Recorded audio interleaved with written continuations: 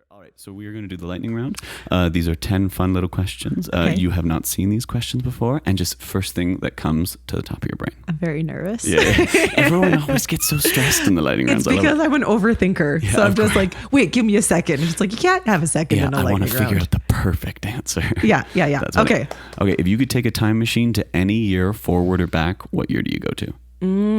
Forward or back.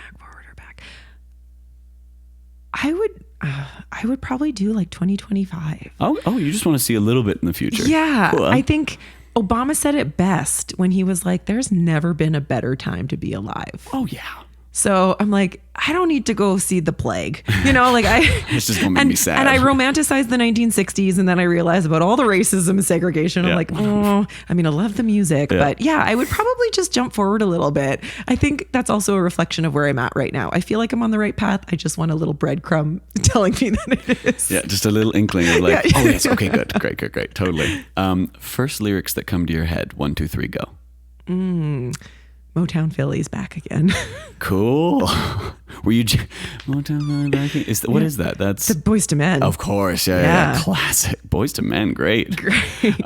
Favorite style of music to choreograph to?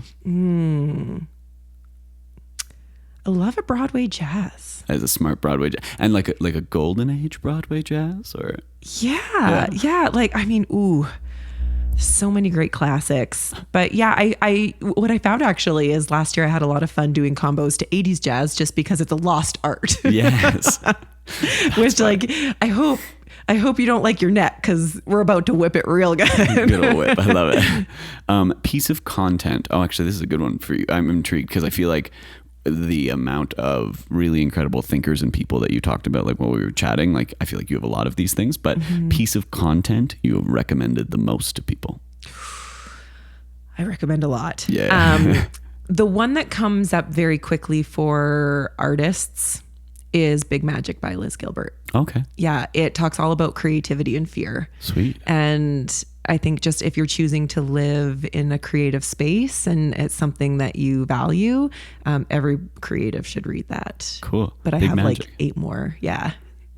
Go like 2 more. Like Okay, let's okay. like we can go. You've just got so many that I want to hear. This is selfish now at this point for me. I love it. Well, because when you said that this year is the year of books, I'm like, whoa. Yeah. Exactly. The Obstacle is the Way. Yep. Ryan Holiday. Brilliant. The Gifts of Imperfection, or any of Brene Brown's work. Oh, she's amazing. Yeah, that's pretty deep for me. So those would be my top 3. I think Ryan Holiday is I'm doing this. 2 of those books over there are the Daily Stoic. Yeah. And I think that's Ryan Holiday. Yes. Yeah. Yeah. Because he did The Ego is the Enemy. Yes. Stillness is Yeah, Key. that's him. Yeah. Obstacle is the Way is one that I literally sticky noted almost every page and was like, this is ridiculous, because it's also a library book, so I have to go buy it now. But it was brilliant. Yeah. Cool. Very, very cool. And then if you could be a virtuoso on any instrument, so talking about high performance, what instrument would it be?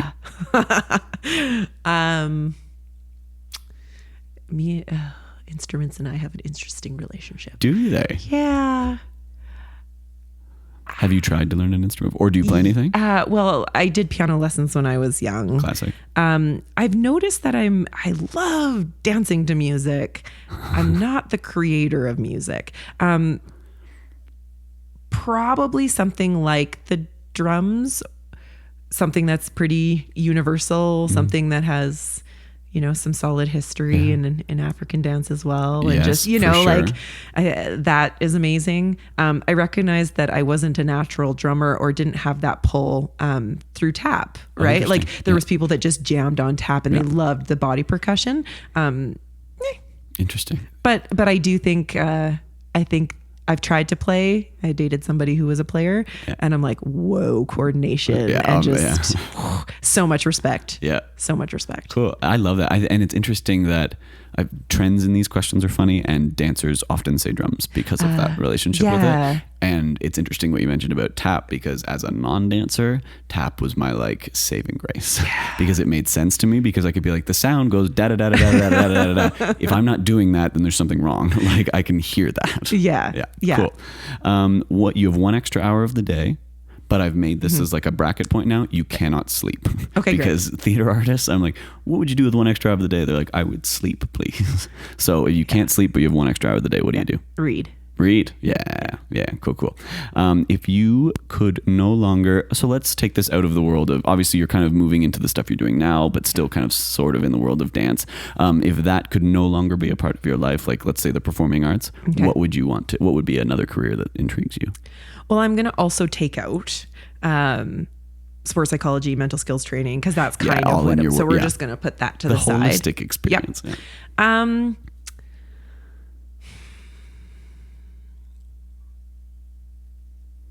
I have so many. You're looking for the best answer right now. I know. This is not lightning.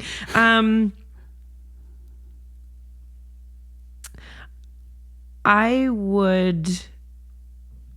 feel like this is still too close. I love facilitating. Yeah. But I do some of that. Mm-hmm. So I feel like that's not right. I honestly, the trick is that I've taken so many things that I love and I'm like, yeah, I do those. Oh, you know what? I would be some part of an animal rescue shelter. Very cool. Very cool. I like cry every day at the dodo. Yeah. Every day. And I just want to hug all the dogs. All the dogs. Yeah, totally. What is your favorite childhood story or nursery rhyme? Oh, definitely not nursery rhyme, but story. I'd probably say Aladdin. Yeah. Cool. Like Disney had a big impact. Yeah. How did you feel about, speaking of Robin Williams right there, what did you, no, we're just going to smart nod. You knew exactly what I was going to say. Nope. Love it. What is one thing you bring with you everywhere you travel? A journal. Yeah. Now again, speaking selfishly, is your journal separate from your to-do list? Yeah. Yes. Yeah. For sure. I have a journal that is dedicated to sort of the internal contemplation and feelings and reflections. And then I have always a notebook of what my work is doing, and like worksheets and lesson plans and all that. And then I have another journal, which is a to-do list. Yeah. I just had to make the switch of like moving my to-do list out of my like creative brain book. And I've been very happy with it so far. Yeah. I feel like there's got to be some sacred spaces. Yeah. Yeah. Yeah. Well, there's that whole thing, and it's been tough here, and it's making me renegotiate where I stay when I go places. There's not really a desk here or a setup, and I've really struggled because sometimes I'll work in bed and I don't like doing that. And it makes me feel very weird, and it makes me like not be able to shut off because that's not a sacred space anymore. Yeah. I've played with space a lot as I've written my book this year. And sometimes when I'm in big research mode, I'm like at the kitchen table with everything laid out. But I also notice that sometimes I do like to be in bed if I'm writing personal stories and feeling sort of that that coziness. So yeah, I think space has a huge impact in just our mentality. Yeah, because I love doing my the daily stoics and the journals, and even writing my to-do list. I don't mind in bed, but like if I catch myself answering emails in bed, I'm like, let's just move to the couch and just see what's what. Separation of tasks. Yeah.